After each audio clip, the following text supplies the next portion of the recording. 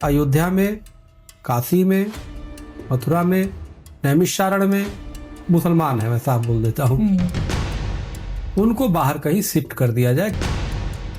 जो मुसलमान की जो आम जनता है वो तो काफी डरे और सहमे से रहते हैं आजकल की, अब क्योंकि हिंदुओं को ज्यादा बढ़ावा दिया जाता है। अरे सब झूठ बोलते हैं, विक्टिम कार्ड खेलते हैं वो। हिंदू तो खुद बेरोजगार हुआ पड़ा है, और आप देखो अधिकतर बुलडोजर मंदिरों पे चले हैं, अधिकतर बुलडोजर सबसे ज्यादा हिंदुओं के घर गिराए गए हैं। हिंदू राष्ट्र होगा तो ये देश सुरक्षित रहेगा। बहुत सारे विवादों में आप कहीं ना कहीं फंस जाते हैं। कोई भी अच्छे कार्य करेगा तो उसको विवाद का तो झेलना ही पड़ेगा। ये आप धर्म की रक्षा कर रहे हैं इसलिए आप ऐसा बोल रहे हैं और विवाद में रह रहे हैं। मुझे जो करना होता है कर देता हूँ, जो बोलना होता है बोल देता हूँ। तो जब आप हिंदू राष्ट्र की बात करते हैं तो उसमें आप क्या सोचते हैं? कि अखंड भारत होना चाहिए, हिंदू राष्ट्र होना चाहिए इस देश को। एक भाग पाकिस्तान बना, वो आप देखो कि वो मुस्लिम राष्ट्र हो गया, तो स्वाभाविक रूप से यानी हिंदुस्तान जो होगा वो हिंदू राष्ट्र हो जाएगा। और पूरी जिहादी पड़े हुए हैं, आप देखो ना, राम मंदिर में घुस के नमाज पढ़ रहा है। कल्पना कर सकते हो कि मक्का मदीना में जाके कोई पूजा करे और आरती करे? महासभा क्या है और आधार क्या है? कई क्षेत्रों में आप देखोगे हिंदू महासभा अपने स्तर पे काम कर रही है। बेसिकली धर्म और धार्मिक ही चीजें आती हैं। हमारे सनातनी हिंदू, जैन हिंदू, बौद्ध हिंदू, सिख हिंदू, आर्य हिंदू, ये सब हिंदू, यानी बाकी और जो ऐसे मजहब, और उसकी पुण्य भूमि तो यरूशलेम है ना, उसका पुण्य भूमि तो मक्का मदीना है ना। धर्म और राष्ट्र को ही अपने जीवन का उद्देश्य बनाएंगे। स्वामी विवेकानंद जी, महर्षि महेश योगी आदि महापुरुषों को कि एक बार निर्णय ले लिया फिर लगा हो कि यार वापस चला जाए, कभी नहीं, बल्कि आनंद आता, बल्कि कितने लोगों को मैंने घर छुड़वा दिया। संत महात्माओं के पास सुपर एनर्जी, सुपर पावर आ जाते हैं क्या? आत्म साक्षात्कार हो जाता है तो स्वाभाविक रूप से आपके अंदर इतनी ऊर्जा आ जाएगी।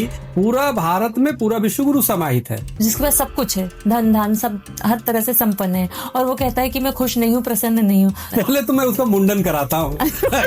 संत साधु जितने भी मोस्टली अगर पॉपुलर बहुत हो जाते हैं तो किसी न किसी राजनीति एक सेवा का माध्यम है, इस पर समझ लो।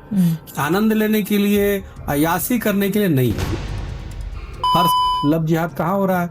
यहाँ हो रहा है। किसके साथ हो रहा है? हिंदू बेटी बहनों के साथ हो रहा है। टॉप पॉलिसी चेंजेस आप क्या करेंगे देश में? सबसे पहले तो गो हत्या बंद करके, कि मादरे वतन से प्यार रही, उसको इस भारत में रहने का अधिकार नहीं।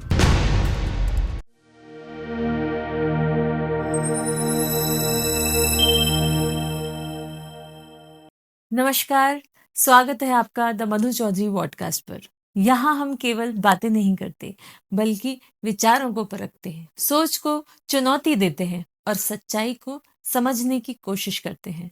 आज हमारे साथ एक ऐसे व्यक्तित्व हैं जिनका नाम आते ही समर्थन भी जोर शोर से होता है और विरोध भी। कोई उन्हें धर्म का रक्षक मानता है तो कोई उन्हें विवादों का चेहरा। आज हमारे साथ हैं स्वामी चक्रपाणी महाराज जी, जो अखिल भारत हिंदू महासभा के राष्ट्रीय अध्यक्ष हैं।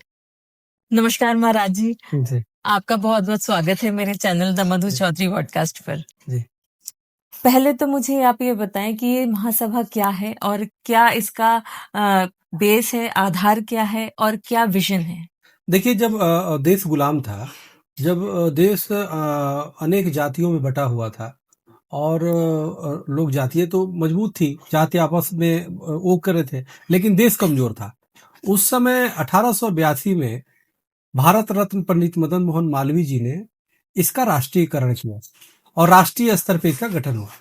और उसके बाद और देश की आज़ादी में बहुत बड़ा योगदान हिंदू महासभा का था, और अनेक महापुरुष यहाँ से निकले। वीर सावरकर भी इसके अध्यक्ष हुए। मैं उस श्रृंखला में 30वें नंबर के अध्यक्ष हूँ। 30वें नंबर पे 30वां राष्ट्रीय अध्यक्ष बना, 2006 में बना, और अभी तक सेवाएं दे रहा हूँ। आपको बताना चाहता हूँ, राम मंदिर का जो आपने केस सुना होगा, उस राम मंदिर का केस हिंदू महासभा ने 1949 में डाला था। बिल्कुल। और 2006 से मैं उसको, जब अध्यक्ष बन गया तो मैं लड़ना शुरू किया, और 2006 से मैं, उसके बाद आप देखे होंगे कि बहुत गति उसमें आई।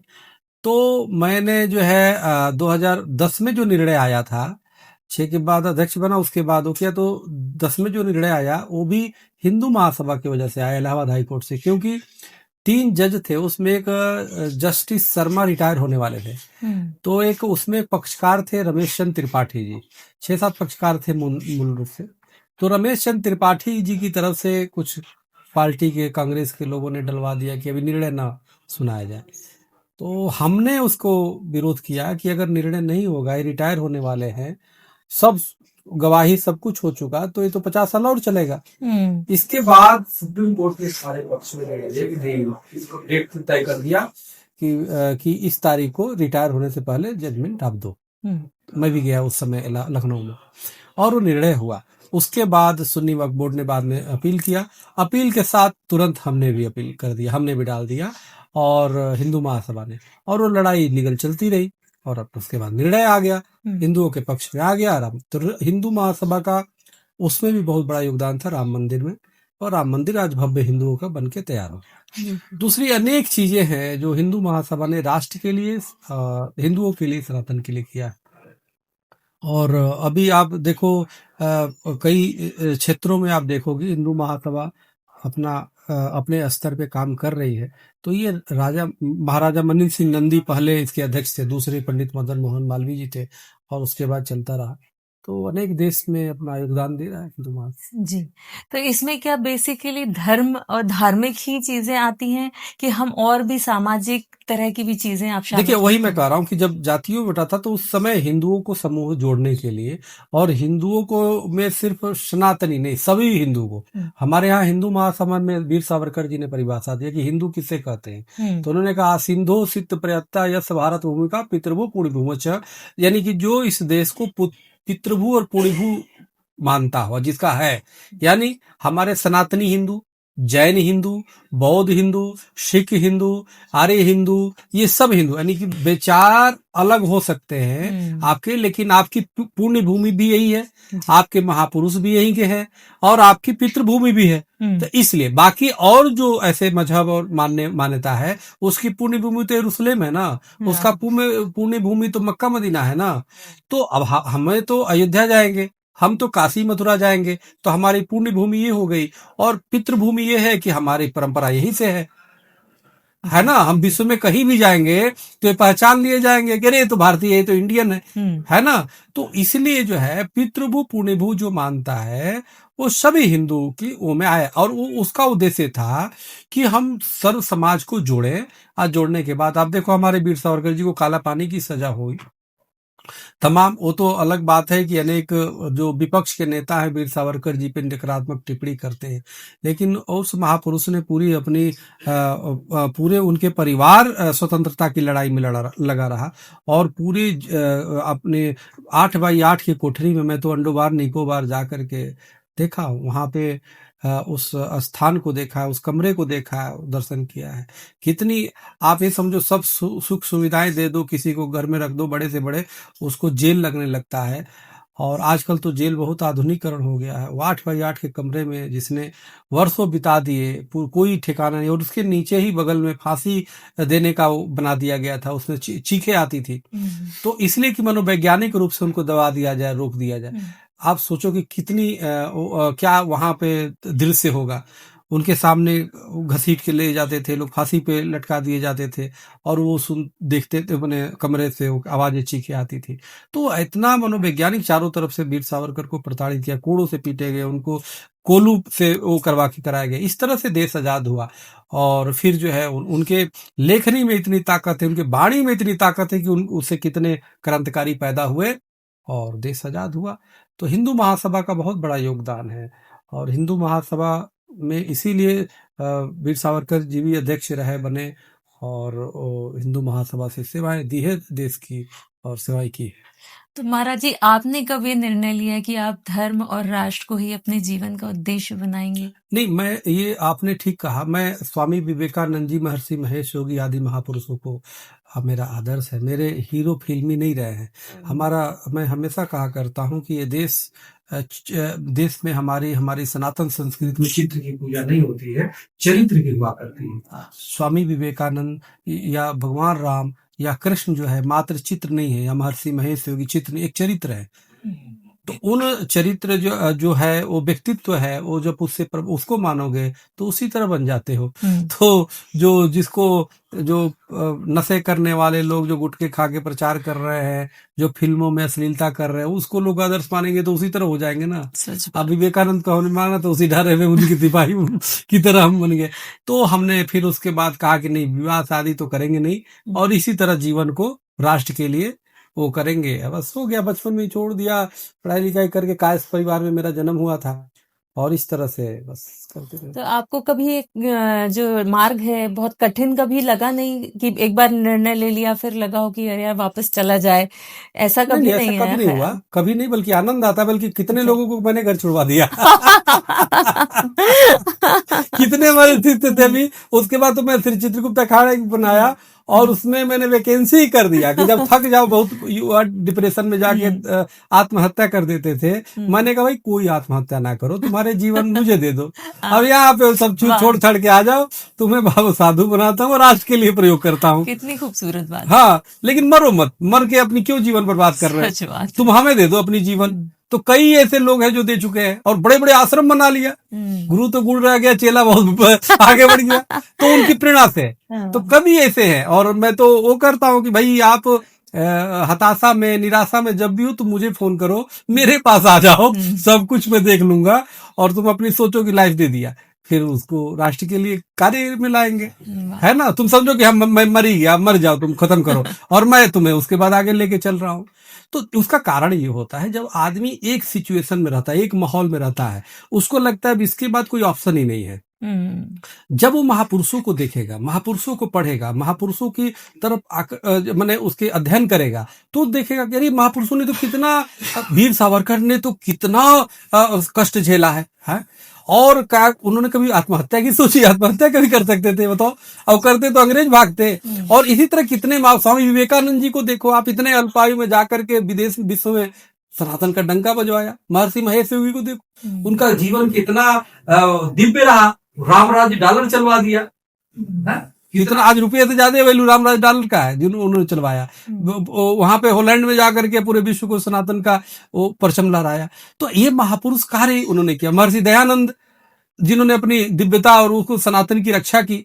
तो मेरे कहने का मतलब, इन महापुरुषों को जब आप समझेंगे, जब देखेंगे, तो स्वाभाविक है उसमें हमें जीने की और होगी कि अपने एक एक अपने शरीर के अणु का हम सदुपयोग कैसे करें। तो इसके लिए जरूरी है। लेकिन जब हम भौतिक लोगों को, कृत्रिम लोगों को अपना आदर्श मानेंगे तो उसी तरह हो जाएंगे, क्योंकि वो कलाकार है, उसको कलाकार के रूप में देखो। मेरा ये मानना है। कोई वो भी उनके भी तो कोई आदर्श होगा। वो भी तो जब थक जाते हैं तो किसी संत के पास जाते हैं, वो तो एनर्जी लेने जाते हैं। लेकिन आप उसमें अपना वो मत देखो कि वही हमारा आदर्श नहीं हो सकता। वो कलाकार के रूप में उनकी आप प्रशंसा कर सकते हो, लेकिन आप जीवन का आदर्श अगर किसी को मानना है तो महापुरुषों को मानो। महापुरुषों की कमी पड़ी है क्या? तो ये चीजें जरूरी है।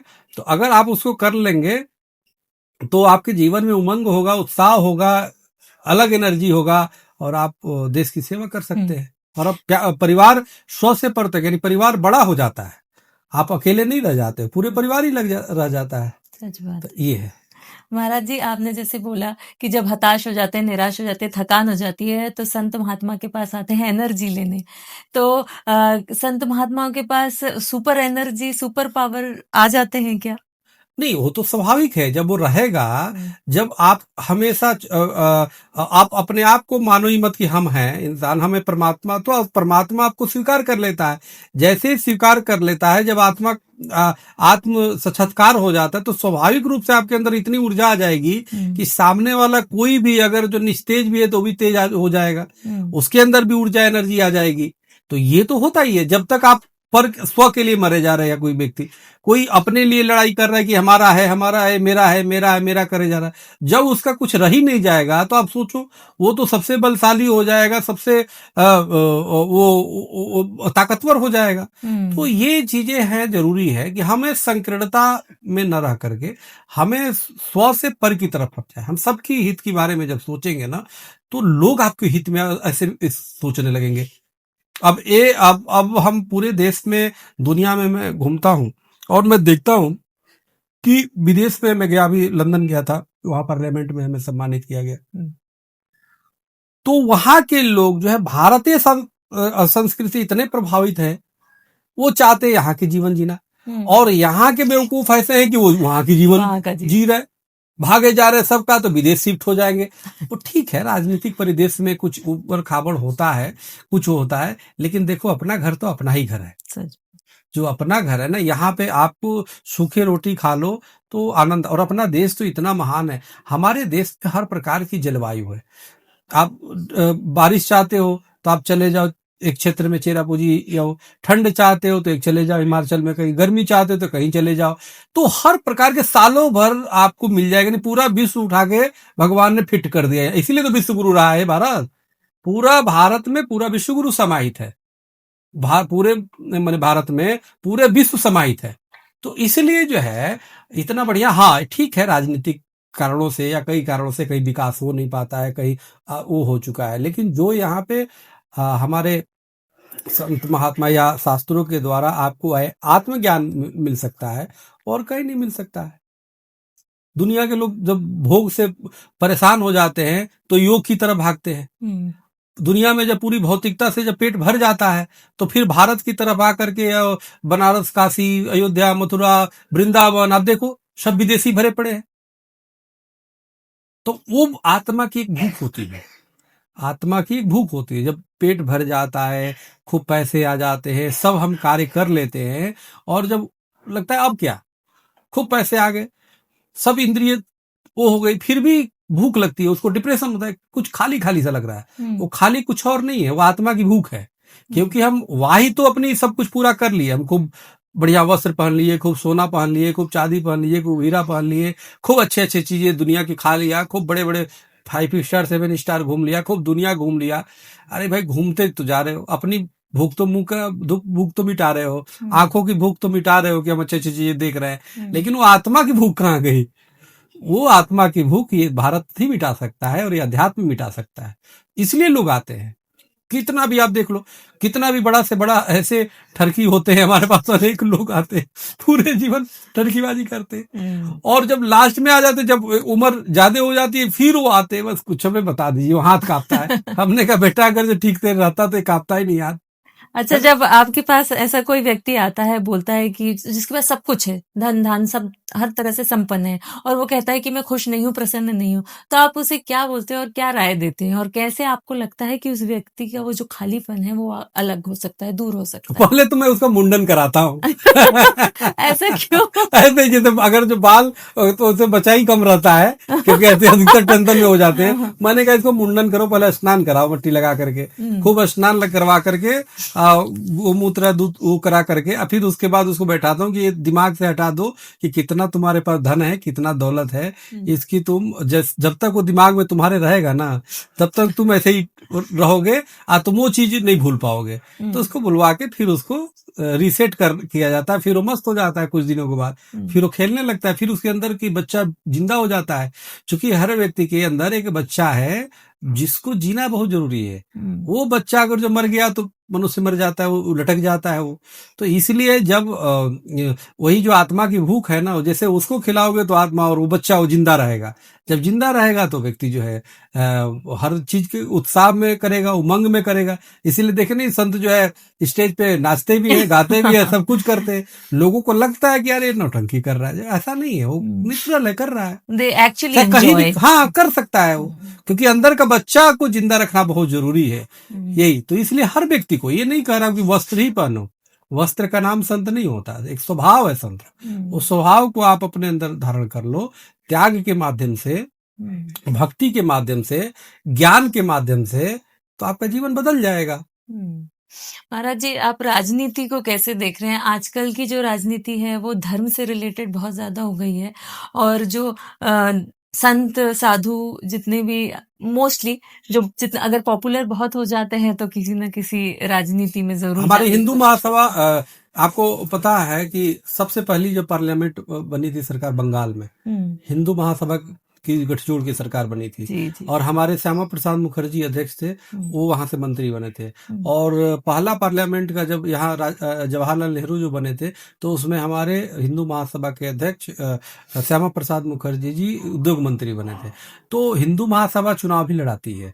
मैं इंटरेस्ट नहीं लेता हूँ, मैं थोड़ा सा वो नहीं करता हूँ, लोगों को कह देता हूँ कि चलो। योगी आदित्यनाथ जी जो उनके गुरुजी जो थे, इनके गुरुजी वो भी महामंत्री थे। अब हिंदू महासभा से ही उनके गुरुजी के गुरुजी दिग्विजय नाथ जी सांसद थे गोरखपुर से, हिंदू महासभा से। तो आवश्यकता पड़ने पे राजनीति एक सेवा का माध्यम है, स्पष्ट समझ लो कि सेवा करने के लिए माध्यम है। वो सिर्फ आनंद लेने के लिए, अयासी करने के लिए नहीं है। लेकिन आजकल उसको जो प्रोफेशनल टाइप के लोग बना दिए हैं ना, सुख सुविधाएं, पावर लेने के लिए, ये बड़ा गलत है। वो समाज कहीं ना कहीं उससे कट जाता है। समाज की उस सेवा जो करनी चाहिए वो नहीं हो पाता है। आचार्य चाणक्य ने भी राजनीति को स्वीकार किया। उन्होंने कहा कि सेवा का सबसे अच्छा माध्यम है राजनीति। लेकिन वो कैसी राजनीति, वो भी मंत्री थे। जब नंदवंश का नाश कर दिया, चंद्रगुप्त के मंत्री थे। तो मंत्री आप देखो कि रात को जब काम करते थे वो लालट जो जला करके दीपक, और जब उनका सरकारी काम होता था उस पे करते थे, जब उनका व्यक्तिगत काम होता था उसको बुझा के दूसरा दीपक जलाते थे। अब जो कितने सूचिता, कितनी ईमानदारी। यानी निजी सरकारी जो मिल रहा है उससे सरकारी कार्य करते थे, व्यक्तिगत के लिए अपना व्यक्तिगत वो करते थे। तो इतनी ईमानदारी कहाँ है? आज तो सरकारी सुविधाओं का उपभोग करने के लिए लोग राजनीति में जाते हैं कि हमें ये मिल जाएगा, गाड़ी मिल जाएगा, फ्लाइट की सुविधा। हर साल आप देखती होगी कि कभी सांसदों का वेतन बढ़ा दिया गया, तो कभी विधायकों का हर प्रदेशों में बढ़ा रहे, और आप एक एक विधायक मंत्री करोड़ों करोड़ों रुपया घोटाला कर जाता है। तो ये बड़ा दुर्भाग्यपूर्ण है। राजनीति सेवा का माध्यम है, वो सेवा करने के लिए। जैसे साधु का जो वस्त्र होता है वो धन कमाने के लिए नहीं है। धन किसी साधु के पास हो तो ये डूब मरने वाली बात है। तुम्हें धन नहीं होने चाहिए, तुम्हारे अंदर तो साधना होनी चाहिए, तुम्हारे अंदर पावर होना चाहिए, आशीर्वाद देने वाली पावर होना चाहिए, और नहीं क्रोध आए तो श्राप देने वाली पावर होनी चाहिए। उसके अलावा कुछ नहीं होनी चाहिए। पैसा धन अगर जो है साधु के पास, तो उससे अच्छा डूब के मर जाओ। इसलिए आदि जगत गुरु शंकराचार्य, धन किसके पास? धन तो चेलाओं के पास होगा ना। साधु के पास धन नहीं होने चाहिए, चेलाओं के पास होना चाहिए, भक्तों के पास होना चाहिए। उनको ऊपर अमीर बनाओ। तुम्हें तो खुद ही वो चलाएंगे भाई। समाज के जब वो करोगे, तुम्हें तो एकदम भिखारी रहो, तुम तो एकदम भिक्षा मांग के खाओ, रोज ही भिक्षा मांग के खाओ, कोई खिलाए तो दिला दे। तो उससे क्या होगा? तुम्हारे अंदर अहंकार ही नहीं होगा। तो तुम ही खुद ही टाटा बिरला अंबानी बने के चक्कर में हो। तो वो नहीं, क्योंकि जब साधु बनता है तो लोकेशड़ा, वितेशड़ा, पुतेशड़ा, तीनों का परित्याग किया जाता है। तो इसीलिए तो शादी भी नहीं कि पुतेशड़ा, यानी पुत्र की भी इच्छा ना हो। लोकेशड़ा, लोक की पब्लिसिटी, आजकल रील बनाने में लग पड़े हैं, खुद ही पीआर बना करके कैमरा जहां चलते वहीं बना लेते हैं। वो लोक की इच्छा है ना। वितेशड़ा, धन की इच्छा नहीं होनी चाहिए। तो लोकेशड़ा, वितेशड़ा, पुत्रेशड़ा का परित्याग। तो ये चीजें, काफी चीजें हैं जो कहीं ना कहीं कलयुग का भी प्रभाव पड़ जा रहा है। अब तो कई लोग तो उनको देख के उस तरह के लोग बनने शुरू हो गए। महाराज जी, ओशो के पास तो बहुत सारा संपत्ति था। ओशो का अलग दर्शन था, उनका अलग था। वो तो कहते थे हमारे पास इतने रॉयल्स रॉयल है, और अच्छा उनकी अलग विचार थे। हमारे यहाँ तो चरवाक को भी माना गया ना, चरवाक को भी मान्यता दी गई, जो कहते थे रीढ़ लेके घी पियो, खूब उधार ले लो, खाओ पियो मौज करो। लेकिन व्यवहारिक जीवन वो ठीक नहीं ना, शांति नहीं देगा ना। आप रीढ़ लेके खा जाओगे, फिर आने वाले बच्चे कैसे परेशान होंगे, बड़ी बद्दुआएं मिलेगी। तो ये सब चीजें, वो एक अपने अपने पे विचार है। ओशो का अपना एक दर्शन है, वो भौतिक लोगों को बड़ा पसंद आया, युवाओं को बहुत पसंद आया, उधर चले गए। लेकिन कुछ समय तक के लिए, अस्थाई नहीं है। अस्थाई में तो चरित्र का महत्व है बहुत ज्यादा। आप एक उम्र में आप कितने भी उछल लो, कूद लो, एक उम्र के बाद जब वो आएगा तो आपको चीजें वही अच्छी लगेगी जो सही है। तो ये चीजें हैं। महाराज जी, आप बहुत ज्यादा विवादित कहलाते हैं कि बहुत सारे विवादों में आप कहीं ना कहीं फंस जाते हैं। तो क्या आपको लगता है कि आजकल सच्ची बात कहने के लिए विवादित होना बहुत जरूरी हो गया? अब देखो, पता नहीं, अब लोग ले लेते हैं। अब लोग कहते हैं, अब देखो अब किस तरह से लेते हैं, जबकि हम तो देश और उसको समझ के कार्य करते हैं। तो अब किस रूप में लोग ले, अब उसकी बात है। विवाद बनाने वाले तो बना ही देते हैं, अब क्या करोगे। लेकिन विवाद से डरना नहीं चाहिए। अगर देखो, भगवान राम को भी विवाद बनाया गया है ना, जबकि वो तो पीड़ित थे, माँ सीता का हरण हो गया, लेकिन उन्होंने युद्ध लड़ा। भगवान कृष्ण को भी उनके विरोधी विवादित कहते थे, हम्म लेकिन उन्होंने लड़ाई लड़ी। हम्म तो इसलिए उसी प्रकार से कोई भी साधु संत आते हैं, कोई भी अच्छे कार्य करेगा तो उसको विवाद का तो झेलना ही पड़ेगा। हम्म इतनी आसानी से परोस के कुछ नहीं मिलता, लेकिन जो उसमें संघर्ष करता रहे तो वही सच्चा योद्धा होता है। तो जैसे आपके जो सपोर्टर्स हैं वो कहेंगे कि आप धर्म की रक्षा कर रहे हैं इसलिए आप ऐसा बोल रहे हैं और विवाद में रह रहे हैं, और जो आपके ऑपोजिशन वाले हैं तो हाँ। वो ये कहेंगे कि आपको सुर्खियों में रहना है इसीलिए आप विवादित रहना चाहते हैं। बिल्कुल। तो आप क्या सोचते हैं कि आप क्यों इतनी चर्चा में रहते पता हैं? नहीं, मैं ये सब सोचता ही नहीं हूँ। मैं अच्छा। मुझे जो करना होता है कर देता हूँ, हम्म जो बोलना होता है बोल देता हूँ। हम्म तो अब उसमें कोई क्या सोचे या नहीं सोचे उससे मुझे अंतर नहीं पड़ता। हम्म। तो जब आप हिंदू राष्ट्र की बात करते हैं तो उसमें आप क्या सोचते हैं, क्या एक ढांचा आप देखते हैं उसमें कि क्या होना चाहिए एक्चुअली देखिए, हिंदू मैं राष्ट्र? अखंड, हमारे हिंदू महासभा का वो है कि अखंड भारत होना चाहिए और हिंदू राष्ट्र होना चाहिए इस देश को, क्योंकि हिंदू राष्ट्र बनेगा तो हमारी सनातन संस्कृति सुरक्षित रहेगी, हमारा भौगोलिक जो स्थिति है वो मजबूत होगा। हमारे हिंदू राष्ट्र में ऐसा नहीं है कि हम ये कह रहे हैं कि मुसलमानों को मार दो, मुसलमानों को खदेड़ दो। हमारी बराबर के अधिकार होंगे, सभी के बराबर का अधिकार। लेकिन जो तुष्टीकरण हो रहा है वो तुष्टीकरण नहीं होगा। आप ये समझो कि इतना तुष्टिकर आजादी के बाद से तो देश हमारा बंटवारा, आजादी के पहले 14 अगस्त 1947 को देश बंटवारा हो गया, एक भाग पाकिस्तान बना, वो आप देखो कि वो मुस्लिम राष्ट्र हो गया। तो स्वाभाविक रूप से द्विराष्ट्र सिद्धांत था, तो ये था कि भारत जो है यानी हिंदुस्तान जो होगा वो हिंदू राष्ट्र हो जाएगा। लेकिन उस समय के नेताओं ने हिंदुओं से बेईमानी किया। तो हिंदू राष्ट्र होगा तो ये देश सुरक्षित रहेगा। हिंदू राष्ट्र नहीं तो गजबा हिंद बनाने के तो चक्कर में पूरा मिशनरी और पूरी जिहादी पड़े हुए हैं। आप देखो ना, राम मंदिर में घुस के नमाज पढ़ रहा है। अभी आज पकड़े गए हैं 3 राम मंदिर में बनने पे, उसमें घुस करके ना, क्या आप कल्पना कर सकते हो कि वहां पे कोई मक्का मदीना में जाके कोई पूजा करे और आरती करे? तो इसलिए मेरा तो मानना है काशी, मथुरा, अयोध्या, इन क्षेत्रों में और इन धार्मिक जो हमारे नगरी है उसमें दूसरे धर्मों के लोगों को बिल्कुल प्रतिबंधित कर दिया जाए, उनको बिल्कुल निकाल के दूसरे जगह शिफ्ट किया जाए। वहां अयोध्या में, काशी में, मथुरा में, नैमिषारण्य में और जो भी हमारे धार्मिक क्षेत्र है वहां से जो अल्पसंख्यक है, जो अल्पसंख्यक का मतलब जो मुसलमान है, मैं साफ बोल देता हूँ, उनको बाहर कहीं शिफ्ट कर दिया जाए, किसी स्टेट में अलग भेज दिया जाए, अलग अलग क्षेत्रों में। लेकिन वहां से हमें लगता है हटाना चाहिए जो कट्टरपंथी मानसिकता के लोग हैं, क्योंकि जो कट्टरपंथी मानसिकता के लोग हैं वो किसी भी तरीके से हमें लगता है वहां पे नहीं रहना चाहिए। से भावना हिंदुओं की आहत होती है। मान लीजिए, अब देखो उस पर जांच होगा, पता चलेगा कौन लोग मिले हुए थे, क्योंकि बिना स्थानीय लोगों के मिले हुए कोई तो जा नहीं सकता, या भारत में कौन मिले हुआ है। एक अंतर्राष्ट्रीय साजिश चल रही है, अब उसमें दंगे भी हो जाते तो हिंदू मरे या मुसलमान मरे, कोई भी मरे, बदनामी तो देश का होता ना। तो इसलिए मेरा मानना है कि धार्मिक अपने शहरों का रक्षा स्वयं करनी पड़ेगी, और जिहादी कट्टरपंथी जो मानसिकता के लोग हैं उनको उस क्षेत्र से बाहर निकाला जाना चाहिए। तो महाराज जी, जो जनरल आम जनता, जो जिसमें जो मुसलमान की जो आम जनता है वो तो काफी डरे और सहमे से रहते हैं आजकल की। अब क्योंकि हिंदुओं को ज्यादा बढ़ावा दिया जाता है और उनको कहीं पे भी नौकरियां भी नहीं रहती, कोई किसी तरह से उनको इन्वॉल्वमेंट नहीं दिया जा रहा, आपको ऐसा लगता है क्या? अरे सब झूठ बोलते हैं, कहाँ हिंदू डरे हुए? विक्टिम कार्ड खेलते हैं वो, विक्टिम कार्ड। हिंदू तो खुद बेरोजगार हुआ पड़ा है, हिंदुओं को कहाँ रोजगार मिल गया? बुलडोजर को दिखाते हैं कि इन पे चल रहा है जो भाई जो अपराधी होगा बुलडोजर चलेगा ही, और आप देखो अधिकतर बुलडोजर मंदिरों पे चले हैं, अधिकतर बुलडोजर सबसे ज्यादा हिंदुओं के घर गिराए गए हैं। तो इसलिए, लेकिन हिंदू विक्टिम गेम नहीं खेलता, और वो अल्पसंख्यक होने का सिर्फ राग अलापते हैं। उनके साथ असुद्दीन ओवैसी जैसे लोग जो है जुड़ करके उनको और आग में घी का काम करते हैं।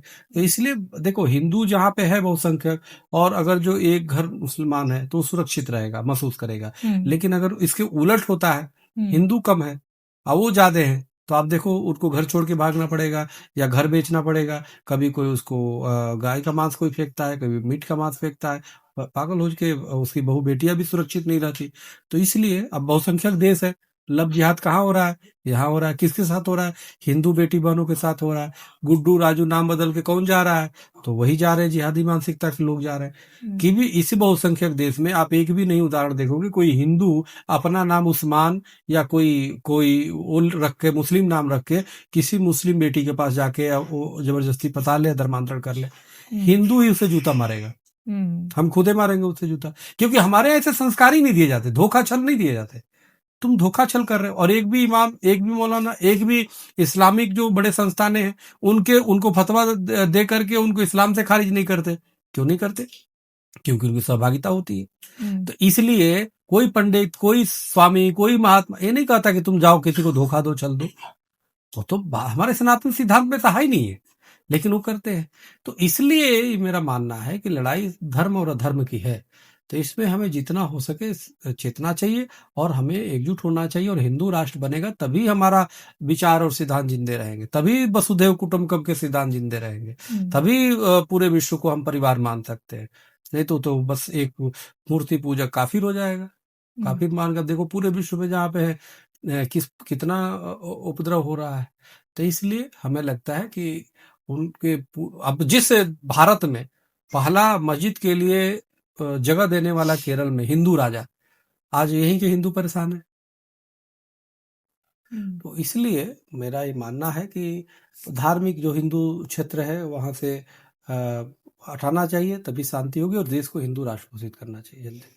तो अगर अपना हिंदू राष्ट्र जब बनता है तो उसमें सांस्कृतिक राष्ट्रवाद और धार्मिक राष्ट्रवाद, इसमें क्या अंतर हो और कौन सा इसमें फॉलो हो, और आप इसमें क्या अंतर समझते? नहीं, सांस्कृतिक और धार्मिक दोनों एक सिक्के के दो पहलू हैं। वही दोनों बराबर है, दोनों एक चीजें हैं। सांस्कृतिक वो चीजें होता है जिसको हम जीवन, जिसे एक लोक में वो है कार्य करते हैं। और धार्मिक जो है हम व्यक्तिगत रूप से, हम जो किसी शिव की पूजा करता है, कोई राम का पूजा करता है, कोई आर्य समाज को मानता है, कोई जो है बौद्ध को मानता है, कोई जैन मानता है, कोई सिख गुरु को मानता है। ये सब अपने अपने पूजा पद्धति है, सांस्कृतिक है, सबको मिला करके। तो इसलिए ये दोनों एक सिक्के के पहलू है, दोनों है तभी ये राष्ट्र है। और सभी इसमें जो वो है, और हिंदू राष्ट्र बनेगा तो सिख जैन बौद्ध सबको बराबर का अधिकार। यहाँ तक कि जो मुस्लिम भी है उनको भी, या ईसाई भी है जो है, उनको हटाए थोड़े जाएगा। या तो तुम इसी में समाहित हो जाओ, इसी में जुड़ जाओ, या तो जियो अपनी जीवन, कोई बात नहीं, कौन रोकता है। हिंदू तो ऐसे ही सब जुड़ है, लेकिन इसमें कट्टरपंथियों का कोई स्थान नहीं। गजवा हिंद देश को नहीं बनने दिया जाएगा। इससे अच्छा है कि हिंदू राष्ट्र बने। महाराज जी, कोई आपको बड़े नीतिगत बदलाव करने हो अगर देश में, तो वो आप क्या करेंगे? कोई 3 बताएं।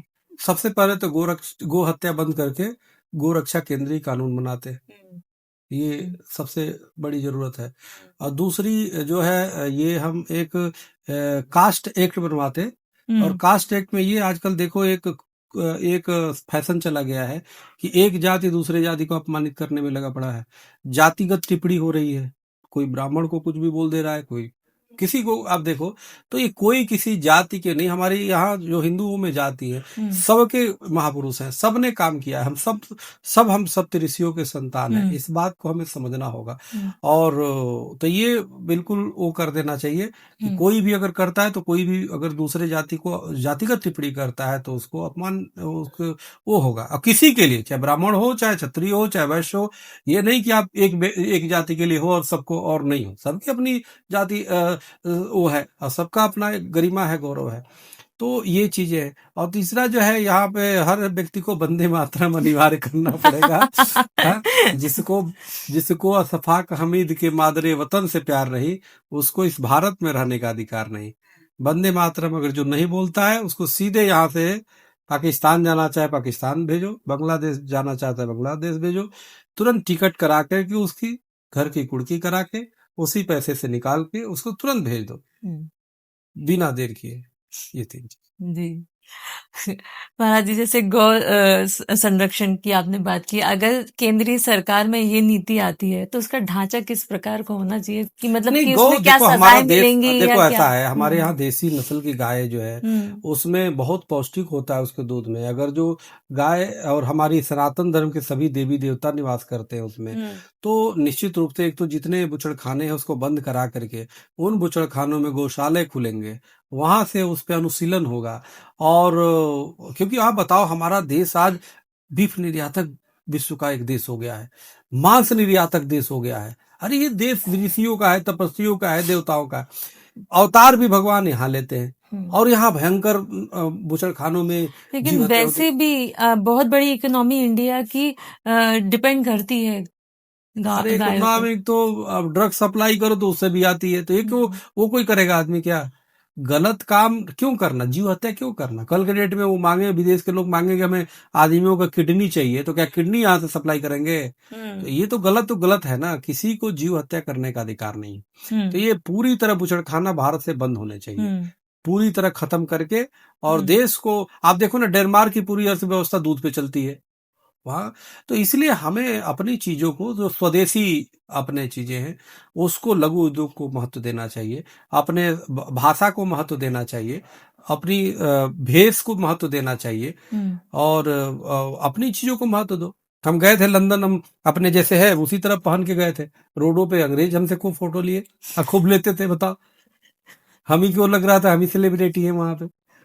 आप हैं सेलिब्रिटी जो भी हो वहां पे नहीं, यहाँ पे जो भी हो गया ना, वहां पे कौन पूछता है। लेकिन मैं मेट्रो में जा रहा था, खूब लोग फोटो लिए, खूब हो गई और लोग तो चलता साधु तो कोई भी होता है, चलता फिरता संस्कृति होता है ना वो।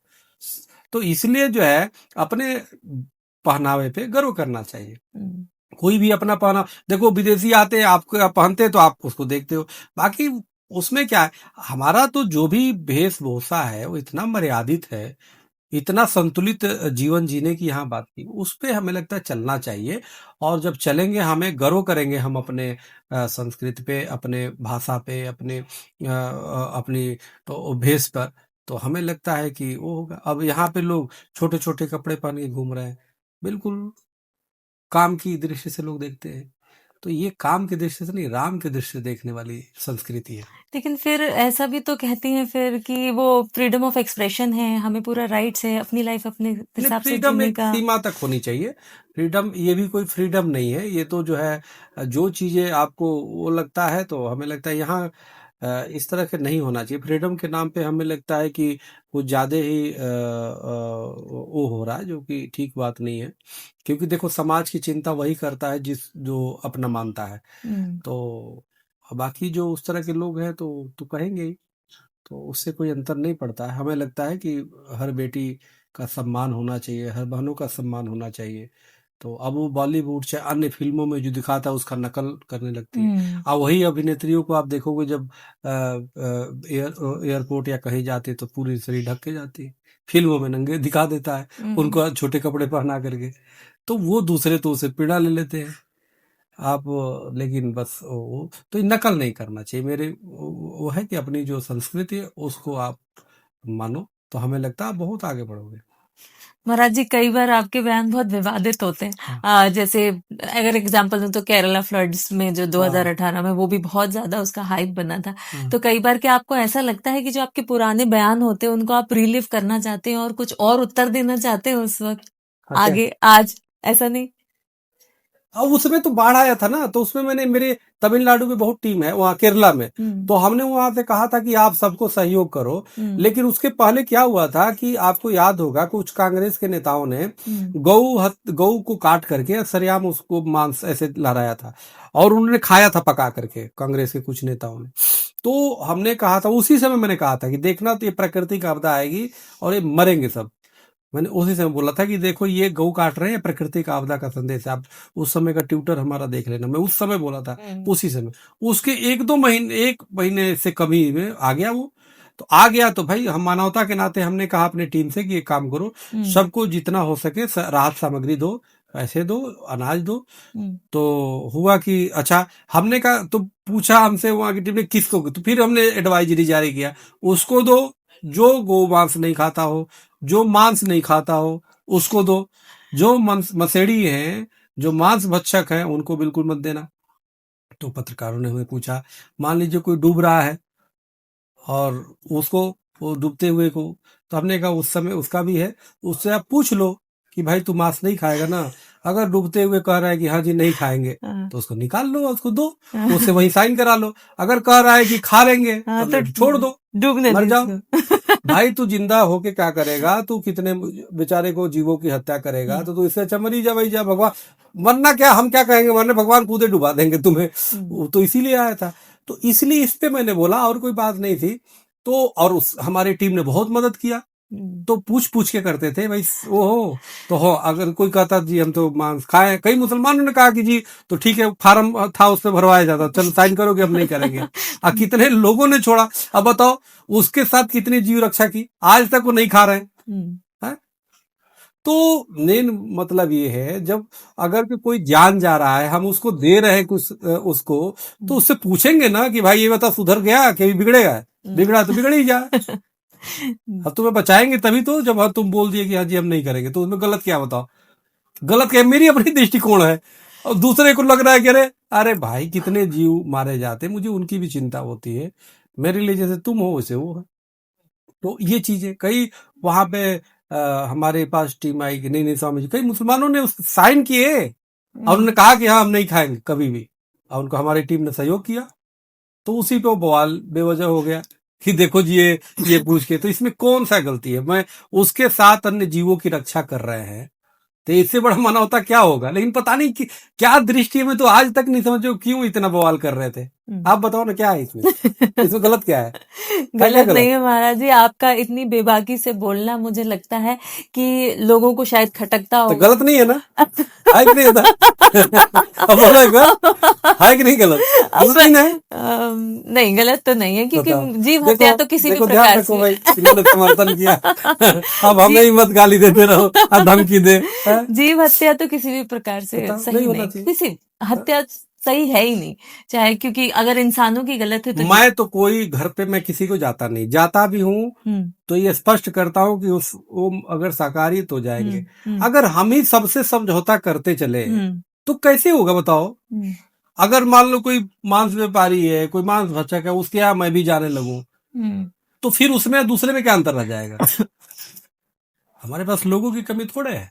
हम्म, या तो सुधर जाओ, बिगड़े हुए इस तरह से तो मैं नहीं जाऊंगा। तुम्हारे और भी चीजें बिगड़े हैं तो उसको तो संभाल लेंगे, हम्म, लुच्चे हो लफंगे हो, चलो ठीक है, उसको थप्पड़ मार के ठीक कर देंगे। हम्म, लेकिन अगर तुम जो है जीव हत्या कर दो, ना ना ना, ये सब शराबी हो ये भी चलेगा, उसको भी सुधार दिया जाएगा।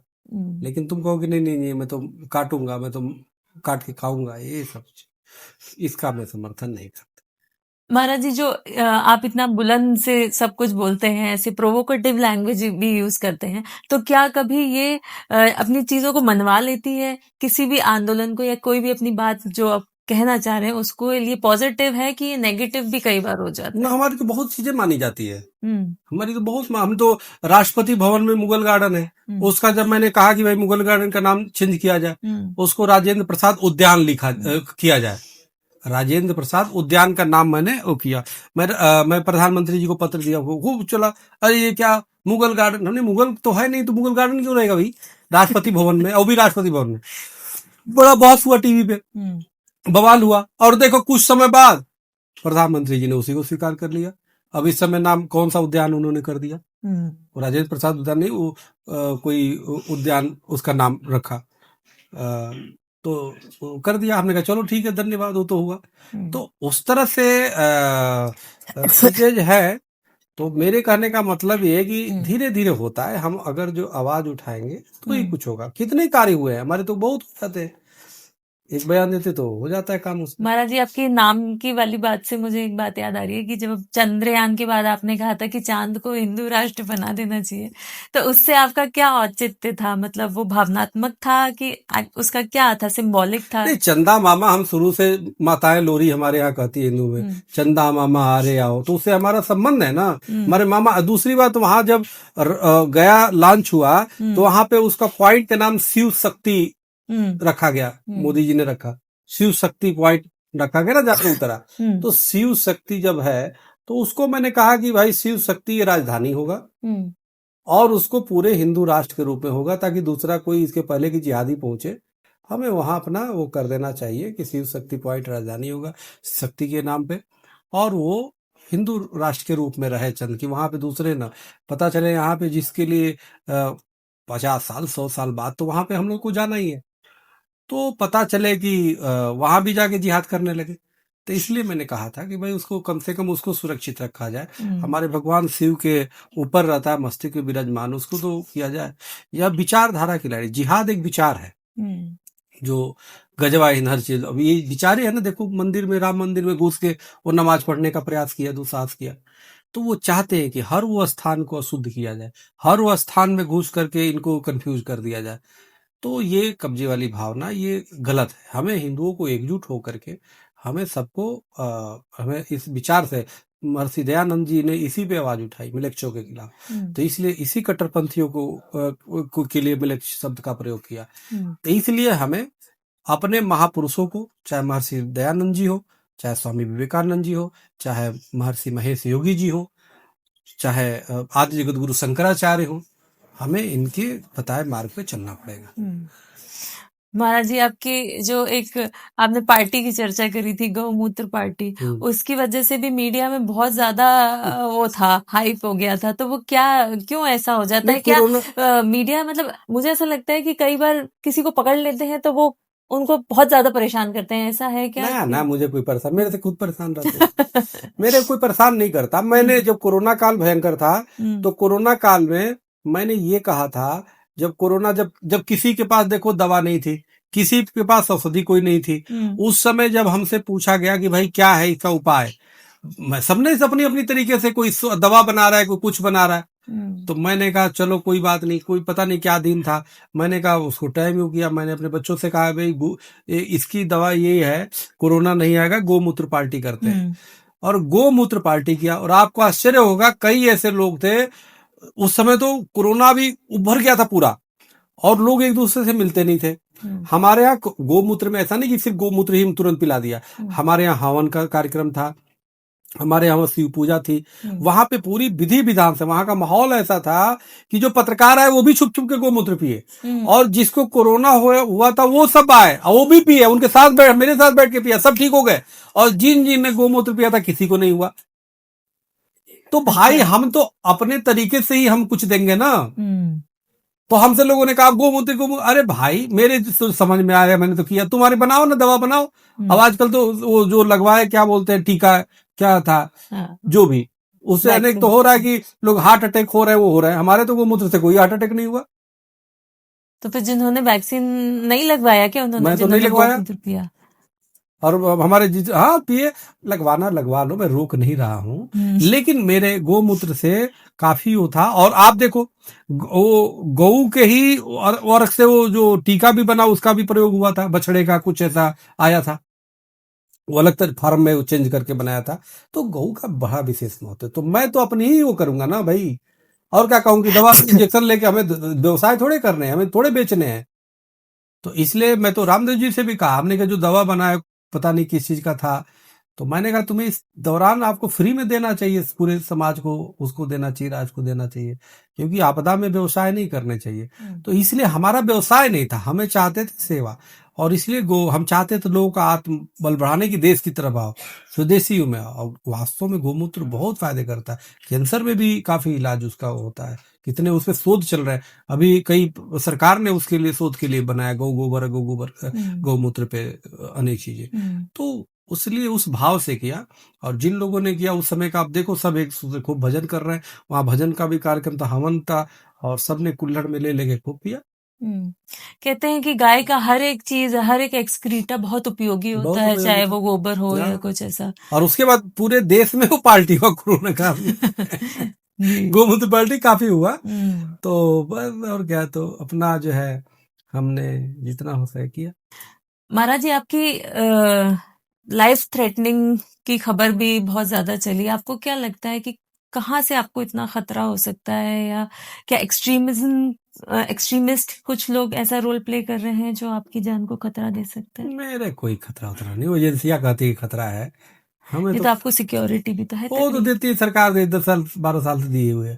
मैं तो कभी मांगता नहीं, उन्होंने दिए रखा है। मैंने एक एप्लीकेशन आज तक नहीं लगा, एक एप्लीकेशन मेरे नहीं लगते, वो दिया पड़ा है तो दिया, नहीं है तो भी ठीक रहे, दे दे तो भी ठीक है, कोई बात नहीं। तो लेकिन हाँ, वो 2-3 बार मारने के लिए आए। वो डी कंपनी है दाऊद के, तो उसकी गाड़ी एक्चुअल नीलाम हुआ। तो गाड़ी नीलाम हुआ तो एक उस टीवी में आ रहा था कि इसको धमकी किसी ने दे दिया। तो मैंने उसको फोन किया, मैंने कहा डरो मत, आप ले लो, मैं भी फाइनेंस आपको करूंगा, कुछ जितने की प्रॉपर्टी होगी 10% हम दे देंगे, आप ले लो। तो सब ऐसे ही बोलता है। तो हमने कहा ऐसे क्यों बोल रहे भाई, नहीं आप आके यहाँ साथ दीजिए।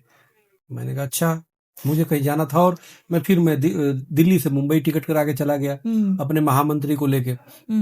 वहां पर गया तो वहां पे जाने के बाद वो उसको तो आप विश्वास ही नहीं हुआ। फिर बोला कि लेकिन अंदर काफी लोग हैं जिहादी टाइप के, हमें धमकी दे रहे हैं। हमने कोई बात नहीं, अंदर भी चलता हूँ। तो अंदर जाने के लिए पता किया तो भाई कुछ आपको भी लेना पड़ेगा प्रॉपर्टी। तो उसमें मैंने बोला कि प्रॉपर्टी क्या है नाम से। मैंने भी वो किया, मेरा 6 नंबर मिला बीट लगाने का। तो गया तो देखा तो मीडिया खड़ी हुई मेरे नाम पे आ गई पहले ही। तो बोले कि स्वामी जी आप भी आ गए, तो क्या, हमने कहा देखो 6 नंबर है, छक्का भी मारूंगा। तो मैं ऐसे मुंह से निकल गया, मैंने तो कोई योजना बनाई नहीं थी। मैं तो उसके लिए गया था। अंदर गया तो फिर मैं, गाड़ी थी उसकी, मैंने नीलामी में ले लिया। तो बाहर आया, अब उसके लिए गया था, वो भी ले लिया। तो हमने होटल लिया, वो कमर्शियल के रूप में लिया। हमने कहा तुम लास्ट पेमेंट मैं 10% दे दूंगा, अब जाऊं ना मैं। हाँ, बाहर गया तो देखा तो सैकड़ों मीडिया वो मेरे ही वेट कर रही थी। स्वामी जी आपने क्या लिया? मैंने कहा मैं गाड़ी लिया। क्या करेंगे? मैंने कहा करूंगा क्या, जहां बम फोड़ा था दाऊद ने, वहां पे एम्बुलेंस बना के दे देंगे, एम्बुलेंस बनवा देंगे। तो उसने कहा पत्रकारों ने, अरे स्वामी जी 40 साल पुरानी गाड़ी है, वो बैठता था, और ये तो कबाड़ा हो गया, 15 साल से ऊपर चलता नहीं। मुझे भी लगा, मैं सोचा ही नहीं था। मैंने कोई बात नहीं, उसकी फोटो लगा के इसको आग लगा दूंगा। भाई मैं ले लिया। तो जैसे ही बोला वो तो अब दाऊद की गाड़ी में लगेगी आग, स्वामी चक्र। नहीं तो आपने लगाई नहीं थी क्या? ये तो सुना ना भाई, बोल दिया। बोलने हाँ, के बाद जैसे ही मैं आया, और आने के बाद जैसे ही मैं आने लगा गाड़ी में, तो देख रहा हूँ कई फोन आ रहे, मैसेज आ रहे, तो गाड़ी में आग लगा। नहीं यार, अभी तो बोला कौन धमकी। फिर मैं फोन किसी ने किया, हाँ जी, कहा तू गाड़ी में आग लगा के दिखा, तो बता रहा हूँ। मैंने कहा भाई कौन है तू? तो खैर अपना उधर से, खैर उसके बाद मैंने कहा कोई ऐसे होगा, रुक छोड़े, और उसको करके काट दिया मैं। उसके बाद आया तो बार बार और मैसेज आते थे। मैंने कहा इतना जल्दी कैसे पता चला गया? अभी तो बोल, वो चूंकि लाइव चल रहा था, चूंकि सहज थे, वो ब्रेकिंग देने लगा, देखो फोटो बना के की। मीडिया वाले भी तो बदमाश है ना, वो फोटो लगा के दाऊद और भड़का दिया उन्होंने। वो जहां था भड़क गया। अब उसके बाद मैं आया दिल्ली भी फिर फोन आया। मैंने कहा भाई हाँ बताओ। तो जी हमने बोल कौन रहे हो? तो जी मैं छोटा शकील बोल रहा हूँ। मैंने कहा भाई तो तुम मेरे को क्यों धमकी दे रहा है? मैंने सामान लिया, मैं उसको आग लगाऊं या नदी में डुबो दूं या उसको शोकेस में रख दूं, ये मेरा काम है, मैं पैसा दिया हूं। तुम्हें खरीदना, तू आगे औकात होती तो ले लेता, तो नहीं तुम छू के दिखाओ। मैंने कहा तुम्हारा नाम क्या है? तो बताया वो। हमने किसने रखा? हाँ, हमने कहा किसने रखा? तो बोला इससे तुम्हें क्या मतलब, गाली देने लगा। हमने नहीं, मैं इसलिए कह रहा हूँ कि जिसने तुम्हारा नाम रखा छोटा शकील, वो जानता था तो जीवन भर छोटा ही रहेगा, बड़ा होगा ही नहीं। अरे तू बड़ा होगा ही नहीं, तू मेरे से लग रहा है। हाँ? हमने कहा भारतीय साधु से लग रहा है, तू कहाँ का है? खैर जो भी हो, तो फिर धमकी दे देता। मैंने कहा एड्रेस लिख ले भाई। तो मैंने कहा एड्रेस लिखो, मैं कहाँ लेटा हूँ, भेज दो किसी को। तो खैर क्यों, फिर उसके बाद अब उसको क्या हुआ, मैंने कहा कि अरे तू धमकी बहुत दे रहा, वो पीनी मार दिया मेरे को। हमने कहा अब तू खिंचवाऊंगा। फिर कमिश्नर से बात किया मैंने कि भाई उस समय वो थे कोई कमिश्नर, तो हमने कहा भाई उसको आग लगानी है मुझे, क्योंकि वो तो ले करके आ गया था लेकिन गाड़ी वही थी। तो मैंने कहा भाई आग लगाऊंगा मुझे। उसने कहा नहीं नहीं, लैंड ऑर्डर बिगड़ जाएगा, यहाँ आप गाड़ी नहीं लगा सकते। मैंने कहा अरे इतने सीरियस मैटर है। फिर मैंने दिल्ली कहा, हम सोचे चल ला के भवन पे लगा दूंगा अपने स्थान पे। तो मैंने एक विजिलेंस को कहा यार, बोला, हमने कहा सुनो मैं सोच रहा हूँ यही मंगा के यही अगर लगा दूं। उसने बोल दिया दिल्ली पुलिस परेशान, महाराज जी गाड़ी है कहाँ? हमने कहा भी तो वही है। बोला यहाँ मत लगाइएगा नहीं तो हमारी नौकरी पे आ जाएगी। मैंने अच्छा इतना सीरियस भाई कि ना कहाँ है गाड़ी, वो हमारे ही पीछे पड़ गए। हमने कहा भाई मुझे तो लगानी है। एक तो वो धमकी दिए जा रहा है, नहीं लगाऊं तो हिंदुओं का अपमान होगा। तो मैंने क्या किया, मैं गया एक दिन और जा अपने महामंत्री को 2 लोगों को भेजा, वहां पूरी प्रक्रिया पूरा करके, पूरी लीगल नंबर विड्रा किया, सब कुछ करके फीस दे के उसके यहाँ से उठवाया गाड़ी, ट्रक में लदवा के, और बस भिजवा दिया 2-3 ट्रक चेंज करके। और एक अपने शिष्य था गाजियाबाद में, उसको मैंने बोला बेटा देख ऐसा है, इसको तो आग लगानी है, कल ही लगाऊंगा।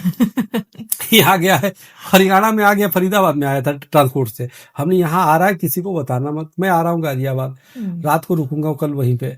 और ये गाड़ी रात को ही तुम अपने यहाँ रखवा लो। टैक्सी से था, मेरा सचिव था, अब वो महात्मा हो गए। तो वो जो है पूरी टीम हमारी महासभा की टीम, वो अपने एक फार्म हाउस में ले गए हमने। लेकिन ध्यान रखना, मैं हर चीज लीगल करता हूँ। वो एक एप्लीकेशन ले जाओ पहले थाने में, रिसीव कर दो कि मैं लगाना हूँ। तो बोला कि वो 2 थाने आते हैं, मैंने दोनों में करा लो, बस रिसीविंग करा लो। तो ले जाके वो रिसीविंग वो दोनों में करा ली है। कराने के बाद क्या हुआ, उस गाड़ी को लेके गए, मैं भी जाके स्थान देख लिया वहां पे। मैंने कहा इसमें पूरा चिता की तरह आग सजा दो। वो सजा दिया, किसी को सूचना नहीं दिया। और उसके बाद मैं गाजियाबाद होटल में रुक गया।